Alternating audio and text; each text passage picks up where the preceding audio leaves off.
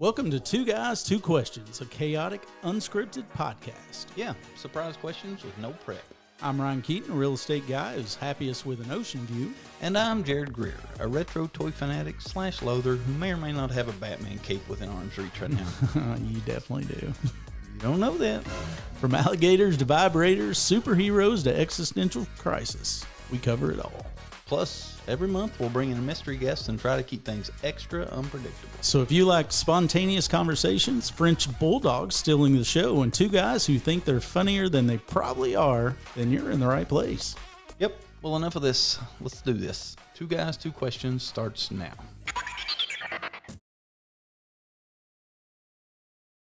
The only thing that I like consistently is like the little chicken tendies, or not the chicken tenders, but Little nuggets. the sandwiches. Like the little tiny sandwiches are all right. Man, I got hooked on Chick-fil-A. Chicken really. minis or something. Yeah, at Moorhead. It was Chick-fil-A in the bottom of Alumni Tower. Oh, yeah. I don't think I ever ate it. That's where I started at Chick-fil-A. And I don't know. I just, I like it. I have, actually, it's funny. I have a friend who won't eat there because, you know, they're too conservative. And I have a friend that won't eat there because they're too woke.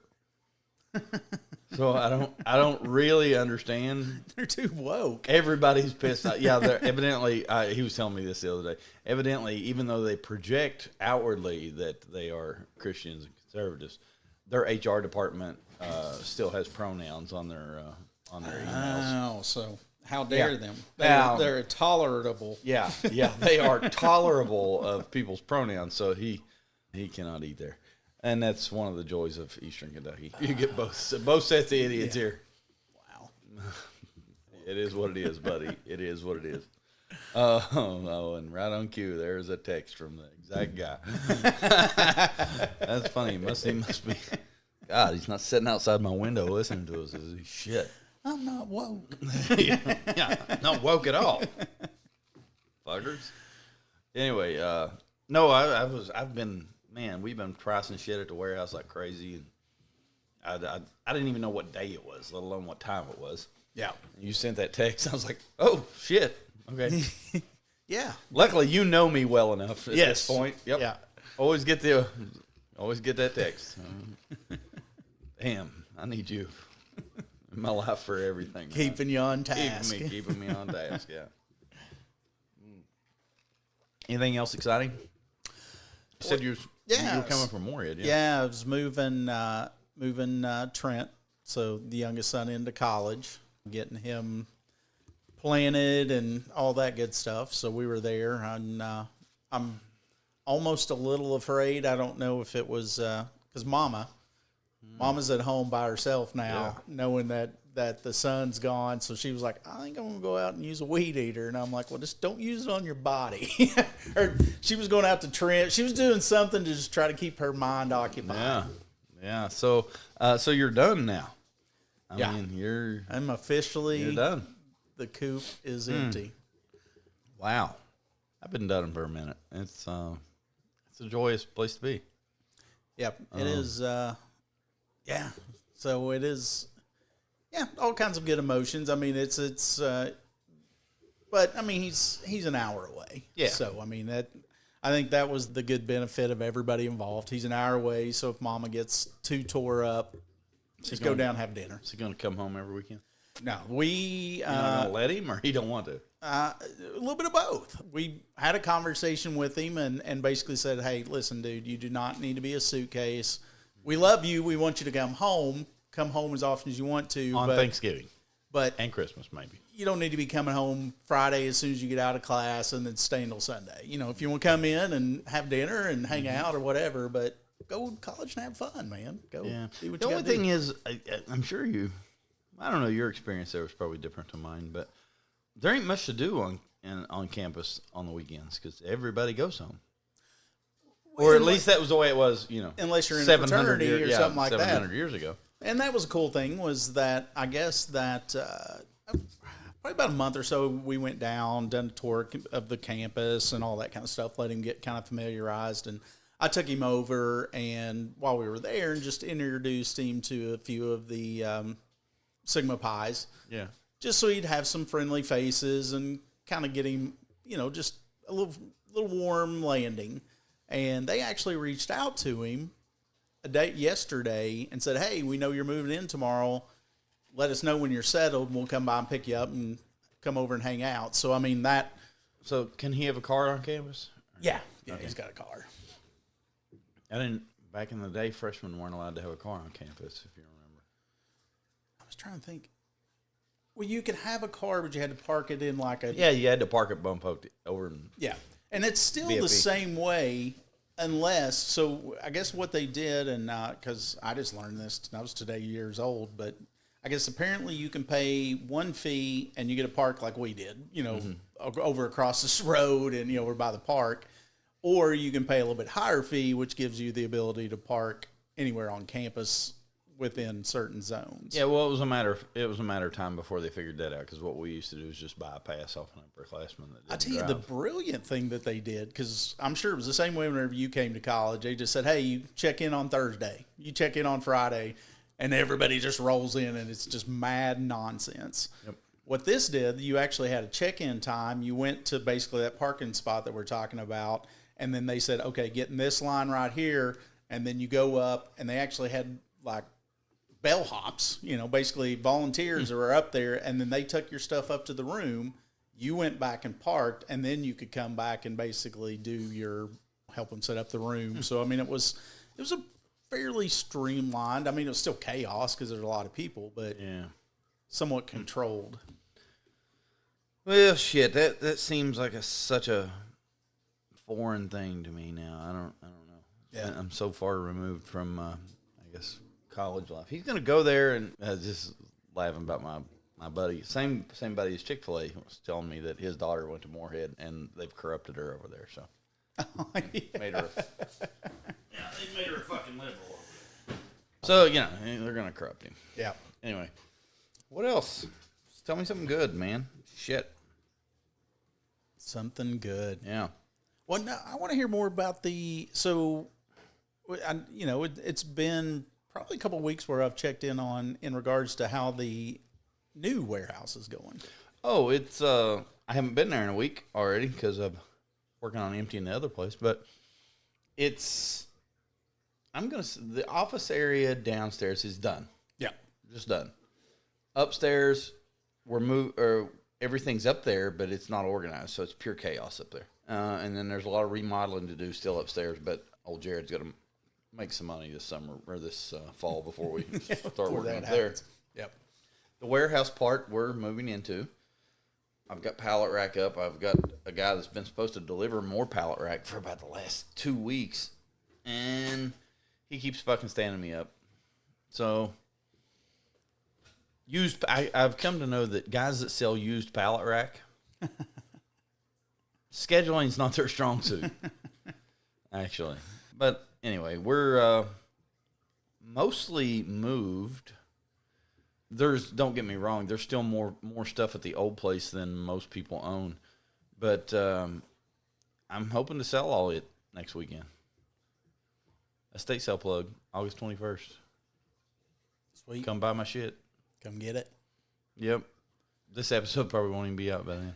No, this episode will be. Oh, well, okay. We're a little tight We're right a little now. tight. We're behind.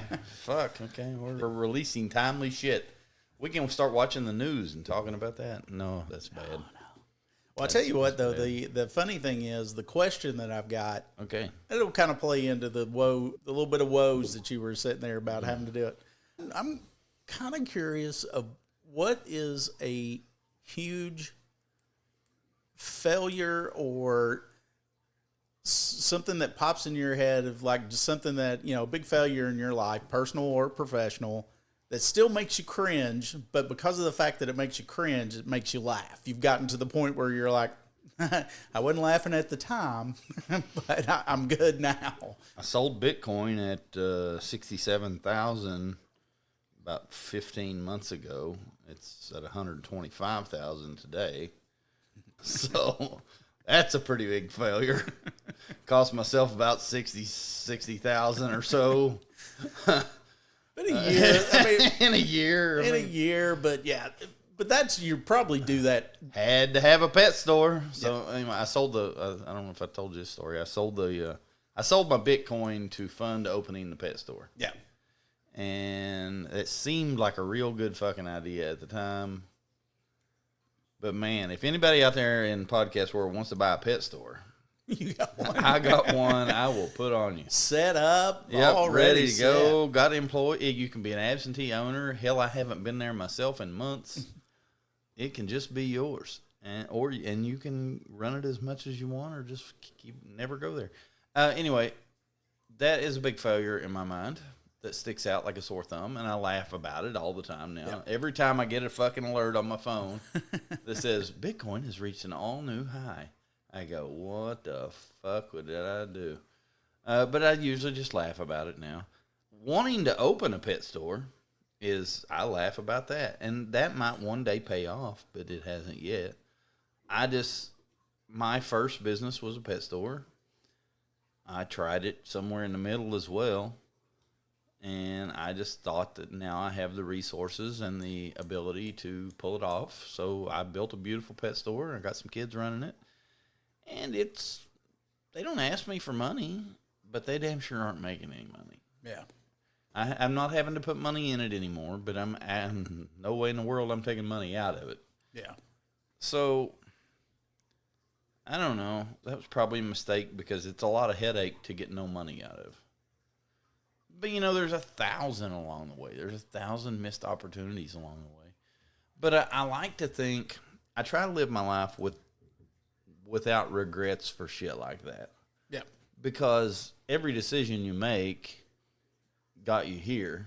It leads you to where you're at. Every bad decision that you could change, might change your outlook, or you might just, if you don't turn the corner and don't get hit by that bus and you turn this corner, you're probably going to get hit by the other bus. So it doesn't make a fuck.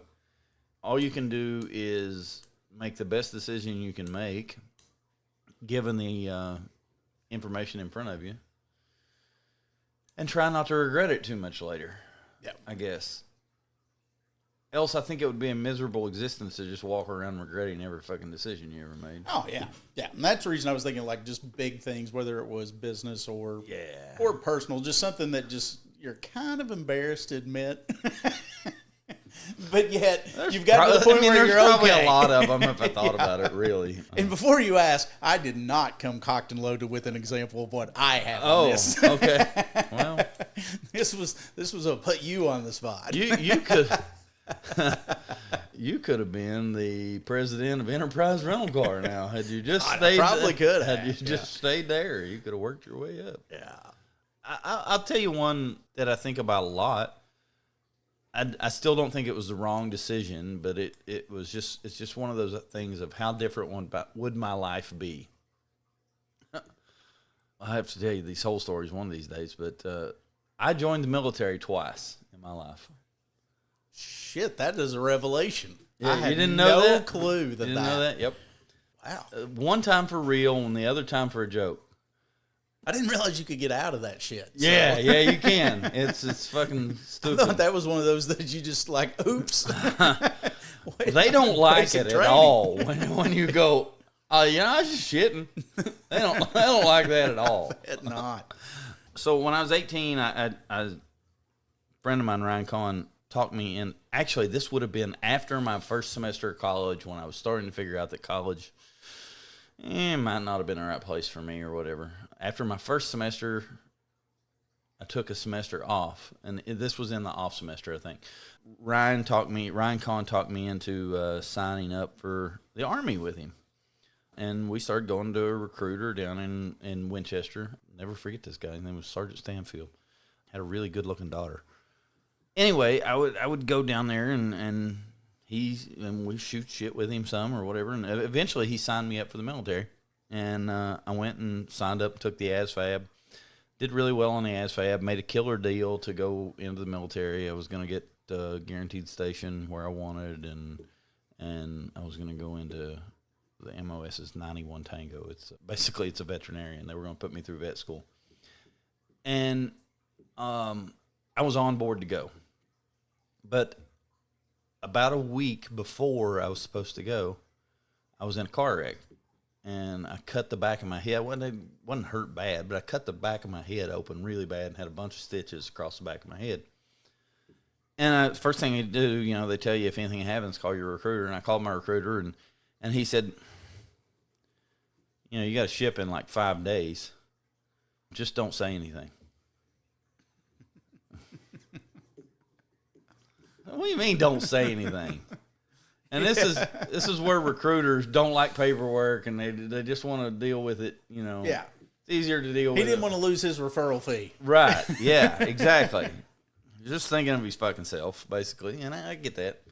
But anyway, don't say anything. I can't not say anything. He said, yep, just go, ship, don't say a word. I said, man, they're going to shave my head as soon as I get there. And then say, what the fuck is this? Yeah. He said, yeah, but they'll deal with it then. Oh, God. So anyway. So he is really just truly trying to get his bonus or whatever. Yeah, whatever. Anyway, so I report back to ship, to report back to the MEP station. And I get there the next morning. This is in Louisville. And, they interview you again. You have to go see the doctor again, all this. And anyway, they ask you 40 times, has anything changed? Is there anything we need to know? Under penalty of perjury, is there any medical aspects that have changed? Blah, blah, blah, blah. So you finally broke and told them. They scare the shit out of you. I told them, finally.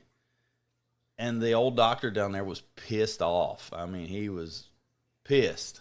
Did you tell him that the recruiter said you're Yeah. not... He said, did your recruiter know this? Yeah. Yeah. So that's why he's pissed. He's like, you're wasting my time. Yeah, so he's pissed. And he said, does that hurt?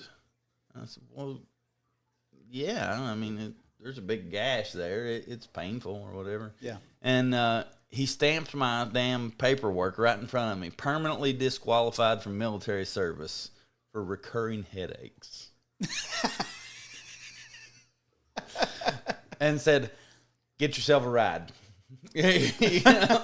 So your buddy's staying here. Yeah. So anyway, I got a ride back home, and that was my Army career right there. Wow. And I think about how different my life would be had I shipped. That was 1995.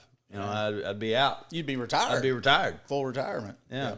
So I think about that a lot. As a side story, I joined the Marine Corps one time after that, like 5 or 6 years later, because I owned a pet store at the time, and a local recruiter for the Marines had a fish tank, and he was in my store all day, every day, looking at fish, hanging out, shooting shit, talking. Yeah. And he comes in one day and he says, man, I'm in a little trouble.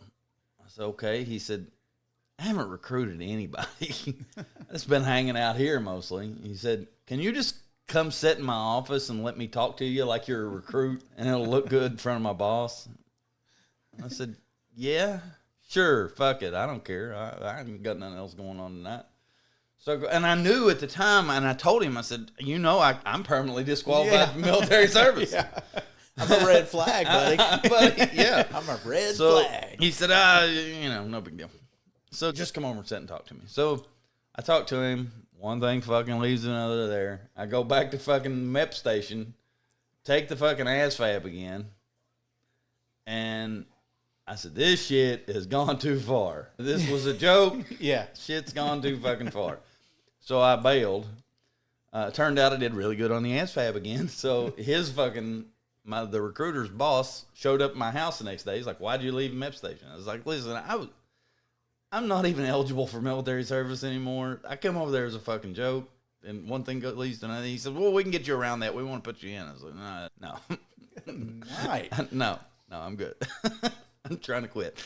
So that is new. That is new and uncovered information. Yeah, I never did the I've, military. I have joined the military twice in my life. Neither worked. So that was I guess that was the thing in my life that I do question some is, how would my life be different? Oh, it'd be completely different. I mean, I would think, but who knows in what ways? Yeah, right. Yeah, I mean, you don't know good, bad. Yeah, yeah. I could have signed up to take care of. Because hell, at that point, there was military. We've had some military action in between those time frames. Yeah, and you think, well, I was gonna be a fucking veterinarian taking care of horses and dogs and shit for the military. Yeah, but that guy could have easily got sent to fucking Afghanistan to be one taking care of the dogs dogs that are looking for IEDs and shit. Yeah, it's crazy. It's real fucked up. I'm glad I asked that question. Yeah, a good learner. I hadn't thought about it. I hadn't thought about that for a long time. That's just one of those fun stories. That guy, I saw that recruiter maybe 15 years ago or whatever, and he reminded me who he was. I said, man, I hope I didn't get you in too much trouble. He said, little. I was like, well, you should have known better, motherfucker, you know. I told you what I had going on.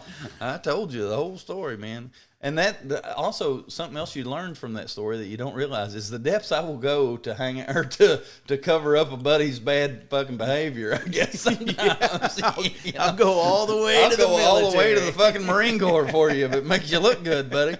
You know, that's a good friend right there. Yeah. Listen, I'm not switching gears on you, but I found something cool at my warehouse today. Okay. We're going through pallets of shit that, you know, I'm really bad to go to somebody's house to look at a toy collection. They got 300 action figures, and I say, you know, why are you selling this shit? And they say, well, you know, it was my dad's. He died. This is his house. We got to sell all this stuff, and I'm really bad to say, oh, how much you want for everything? Yep. And I don't. Then I usually get the shit, and I'm like, why do I have a blender or whatever? So lots of that stuff since COVID. Lots of that stuff, we call it grandma shit, just gets packed up on pallets in my warehouse, and there'll be a pallet with a sticker on it that says grandma shit. And it'll be you just never fucking know. So those are going to be sold right at the... Yeah, that's what's going in the estate sale, man. $200, $500, whatever number you're putting on it, take this pallet and you... Oh, no, hell no, I'm doing it different than that. We're pricing by attrition. So we cut the pallets open, we put everything on them, just kind of spread it out on tables and shelves and shit. And first day, everything's $5. Mm-hmm. Second day, probably stick at $5. Third day, everything will be $2 for $5. And the fourth day, everything's $1. So you pick it at your price point, buddy. You know, if you think, there's 1,000 things in there that $5 is a great deal on, and there's 1,000 things in there that $5 is too much on. So buy that on Saturday. Exactly. Yeah. So whatever. But anyway, I'm finding all kinds of neat shit that I don't remember where it came from or whatever. But there's a house we bought over in Hanging Rock, Ohio, about 2 years ago. And this woman was an antiques dealer, so she had all kinds of cool shit. But I found, it says personal massager on the box. But you look at it, you know what it's for, you know? Yeah. But it's the coolest piece of technology I've ever seen for probably 1960 or something. It's basically this big thing that straps, I can't get my hand on the camera, straps around your wrist. And then there's some kind of big motor that sits on top of your hand. Okay. And then it straps around 2 of your fingers and makes your 2 fingers vibrate. Swear to God, that's what it does. Anyway, of course we had to get it out and plug it in. Wait, no, it had to be strapped to somebody. Yeah. But you just had to make sure it works. Yeah, but it's like futuristic looking almost. I mean, it's a big metal motor that sits on Grandma's hands so you can play with herself, I guess. And it's like, it just makes your 2 fingers vibrate.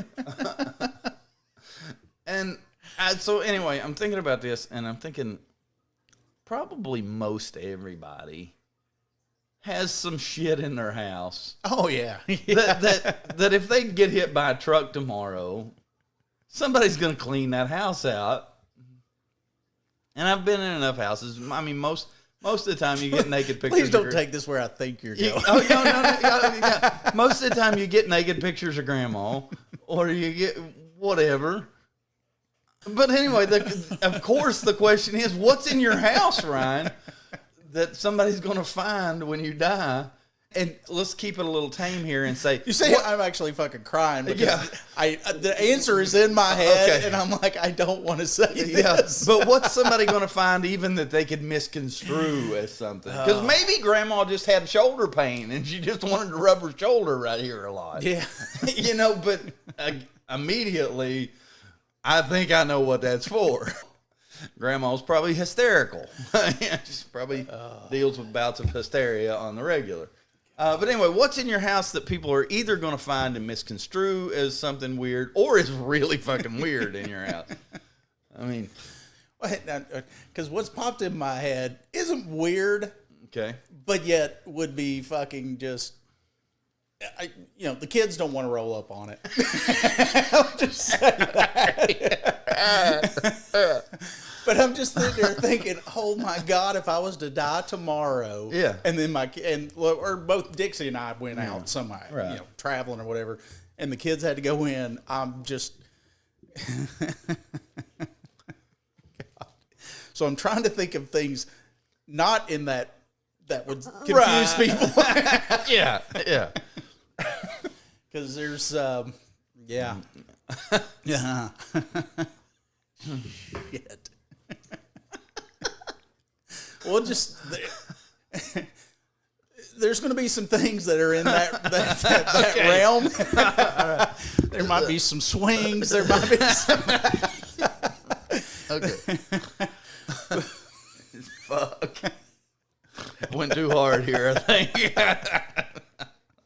It's just making me laugh because as soon as you started down there, I was like, "Oh shit! What if my kids had to go through and clean?"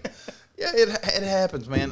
Seriously, like almost every house that we buy, because okay, so if I walk in your house and you've died, and I'm dealing with Tristan and I'm trying to buy your shit, yeah. First thing I want to do is kind of walk around and gauge just how much shit's here. Yeah. Then I'm gonna make her an offer, and then I'm gonna pay her, and I'm gonna ask her to leave, because we want to work. Oh, it makes perfect sense. Yeah, when there's a family member in there, it's very intrusive what we do because we go in and we're looking through fucking drawers. You're looking here, it's like, oh, this is worth $1. This is 50 cents. If I bought everything in your house, I'm going to be sure that you don't have fucking gold hidden under the floor, or whatever. So inevitably, we find somebody's stash of sometimes drugs, sometimes sex toys, sometimes you name it, porn. Homemade porn's great. I love it. And, I have some responsibility to be sure that kind of shit doesn't get out because obviously nobody wants to sell me their shit when I post it. If I'm doing something. You have to be responsible. Yeah, you have to be responsible with that kind of thing. But still, it's comical. You get a real chuckle out of it, usually. It's probably the ideal situation for the family. Yeah. To, go through and... But what happens most times is that the family goes through, gets the things that they want. Or at least this has been my experience with, any passing is, the family goes in, if there's anything that's kind of sentimental or a picture or something they bought for them or whatever it is. But inevitably, you probably have already run across those things. Because to start with, I was thinking, well, it might actually be better for the family because they don't find that shit. Yeah. But they probably already seen the shit because... Yeah, well, I mean, family... Unless it's an out-of-state family, it's like, you know what, I haven't been there in 20 years or whatever. That happens too. I bought a big comic collection off a guy this year that said, I don't live here. I'm just in here for a day or two, so I need to get this deal done while I'm here, and I don't really have time or care to fuck with it. Yep. And some people are just very disconnected like that. Other people feel like it is... their duty to their family to go through everything and be sure that if there was something that they felt should have this particular home, it gets there, whatever. I don't know. Everybody handles death in different ways or whatever. But I guess my advice to you then is... Yeah, please do. You have opened a can of worms in my head. Yeah. I was like, fuck. So my advice to you is don't leave written records laying around. Don't keep a diary because sometimes we see those. Yeah. Here's a good one. Well, we bought an estate in Nashville 3 years ago. we're cleaning out this house, and it's mostly just completely fucking normal shit. But I do know the guy lived alone. It was just a dude there. Mm-hmm. And fucking just in a room with all kinds of other bullshit, that normal shit, laying on a fucking stool was a rubber dick about 10 inches long and a fucking bottle or tub of Vaseline. And I'm like, hey, and then you start scenario building in your head. Isn't that the shitty thing? You don't have a choice. Right. You see a picture and you're like, fuck, I am. Yeah, I see him on it. Yeah. Your mind can't not do that. Yeah. But people are going to immediately walk in your bedroom. They're going to look around. And they're going to go, oh, I know what the fuck that was. Yeah. Or whatever. So try not to make it too obvious, or make it completely obvious. Just hang a fucking note on it that says, this room will be fun for somebody. Yeah, be very candid about it your whole life. You know, when I die, don't go downstairs. Or something. And that way, when it happens, they go, fuck, Dad told us not to come down here. Yeah, I feel like that a couple of my kids at different points were probably snooping or doing something. So I think that they have seen some stuff to where they've seen some shit. They're not going to be like crazy shocked. Yeah. Well, me and one of my buddies was and talking. Now they're going to listen to this podcast and go, well, fuck. Dad. Yeah, gosh, damn it. Yeah, me and, I don't know, there's like 6 of us sitting around talking one night, and I don't even know how it fucking came up. I think I watched a video one time. Obviously, you probably know what a Sibian is, right? Okay, yeah. Anyway, I watched a video one time of girls trying to say their ABCs while on Sibian. Anyway, so this has come up, and we're just talking and laughing about it. And I asked one of my buddies who was there, just like I just did you know what a Sibian is. Yeah. He's like, yeah, there's one under my fucking bed. Like, oh, okay. It's just like, doesn't everybody have one? Some bitch cost $700. Had to make 4 payments on it. Just the thought of fucking layaway. Yeah. You gotta make payments on it? Yeah. Jay Hickman said comes with a crash helmet and keeps get thrown on a kickstand. Anyway, well, fuck you. This has been an episode. That didn't exactly go where I wanted it to. Okay, I'm going to edit this. I'm going to take a turn with that because that didn't really go where I hoped. But I'll take another turn. Where the fuck did you want it to go? Never mind. No, don't worry. Don't worry. If that wasn't good fodder, right? I mean, there. it was, I guess. But anyway, you didn't come up with a good story on it, I'll say. You know, I'll give you a story here. Before this prefaces a third question. One morning, 5 a.m., I got to be in Louisville that day. It's like fucking 8 or something. So anyway, I was up at 5 a.m. and on the road. I roll up on, the only way I can describe it's a dead guy. I'm doing 45 mile an hour down 207 there, right past Super Quick, make the turn. Yep. Right before the big hairpin turn there. Mm-hmm. Dead guy in the road. I slam on the brakes, hop out. I'm kind of just standing there looking over my door. Like, is this guy dead? And there's another guy there walking around kicking something out of the road. And I said, see? And he went, didn't even talk to him. I gauged from that. He was gone. Guy's dead. Yeah. So I back up enough because for some reason, this has been like, I'm going to say this was 03. For some reason, there was a weird cell signal dead spot right there. And I backed up about 30 fucking feet and got good cell signal and called 911. I was like, told them where I was. Listen, there's a dead guy on the road here. You might want to send somebody. And they said, okay, we have officers en route. I said, this is a dumb question, but there's somebody else here. Can I go ahead and go? I'm in a hurry to get to Louisville. And they said, sure, whatever. We got your number. We'll call you if we need you. They just said, go on. You just reported a dead guy in the middle of the road. Yeah, there was another guy there.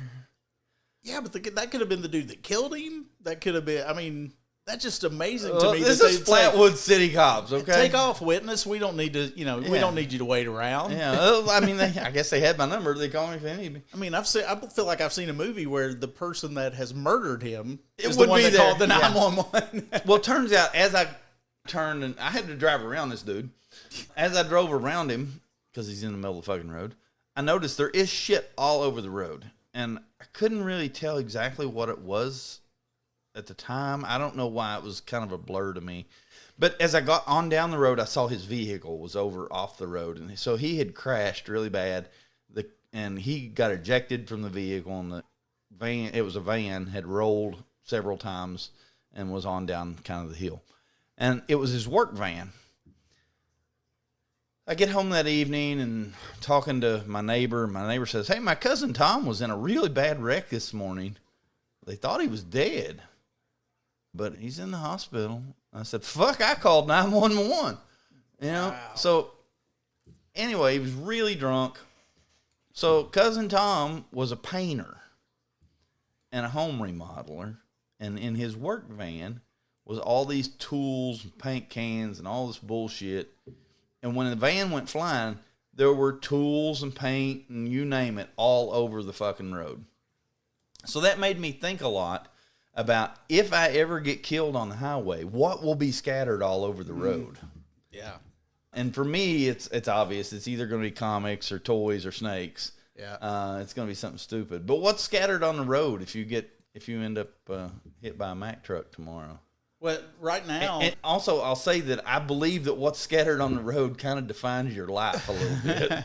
Well, so this is going to be really sad. Yeah, okay. Man, so, yeah, this is going to be depressing because right now, what would be scattered is I've got a bunch of tools yard tools where I've been cleaning my grandmother's house that I bought. So it'd be a bunch of that stuff. So it looked like, oh, this guy does a lot of yard work. Yeah, he's a fucking yard professional. Yeah, 50 years before that and probably 50 years beyond that, if you look at my car, you will never see tools like that again. Yeah, it's just real estate paperwork. And that's what you would essentially see. You'd see like an iPad, you'd see some real estate signs and shit like that. Because for the most part, I keep my car pretty clean. Like I don't have... That doesn't surprise me. I don't have garbage in there. It drives me nuts to have like little bags of food. That is a trigger for me. If I get in a car and somebody's got like 12 bags I'm like, for the love of God, really? But, which is funny because I see your face. You probably got that. Well, what's funny for me is like, I mean, you've been in my house 100 times here. Yeah, it's always flawless to me. I'm pretty OCD about the house. Like the salt and pepper shakers end up right in the same exact spot on the stove all the time, or little shit like that. Like things are exactly where they're supposed to be most of the time. Now I'm bad to have projects where I'll tear everything all to hell, like moving that fish tank and things like that. That's stuff that's in the process. Yeah. But like in all honesty, if I did go out to your car and you had a bunch of it's fucking thrashed. My car is always thrashed. That shocks me to some degree, but I also know how much you live in your car and how much you're traveling back and forth to the different spots. So, I mean, I get it. I am always hauling something. Usually there's something in there that I've been hauling around for 4 or 5 days because I didn't feel like unloading. Yeah. And also just $300 worth of McDonald's wrappers or whatever, whatever fucking fast food I ate today. Probably. Which is funny because if somebody somehow were to see the car accident and see all the shit scattered, and they're like, they think I was this a guy's slob. a fucking slob. Yeah. It's like, fuck, I bet his house is going to be miserable. It's going to be a hoarder, and then they'll walk in and go, what the fuck? Everything's in its spot. It's also funny that I try to keep my house just so, but like my warehouse spaces and things like that are awful. And our stores, we try to keep the fronts, obviously the fronts of the stores are very, very planned or whatever. But man, the back rooms in stores are my nemesis. We never can keep them the way we want them to. But are you not taking some measures with this as you're moving everything in to where That's not going to be the new normal. Is going to be organization. Gosh, I hope. Yeah. Sure as fuck hope so. Anyway, all right. Well, so nothing cool from that. Real estate papers, McDonald's wrappers. We're not very fucking cool people, Ryan. Yeah. Why do we even start a podcast? Not very cool people. I didn't realize you had to be like a serial killer or something. So, goddamn, get a hobby. Start choking motherfuckers out or something. You know? Or just go fucking join the army to bail at the last minute. So. Yeah, I mean, we'll get some new material. You're pretty good at getting new material out of me. I got quite a few stories, but I never can remember to tell them. Next week, I'll tell you about my bachelor party. The time I didn't get married. That's kind of the equivalent of joining the military. I got an interest. Yeah, I once went to Gatlinburg to get married. Yeah, whole family. Yeah, I left Gatlinburg not married. So I too have a similar experience. We will talk about these next week. Yeah, stay tuned. Yeah, marriage episode teaser. All right, peace out. And just like that, another episode of Two Guys, Two Questions is in the books. We laughed, we learned. Well, we mostly just laughed. Yeah, and if you made it this far, congratulations. You now have random knowledge you never asked for. You're welcome. Don't forget to follow, subscribe, and leave a 5-star review. Or don't, but just know if you don't, we're bringing back the squeaky toys. Oh, it's coming back either way. Until next time, same two guys, two questions, and absolutely no idea what we're doing. Perfect.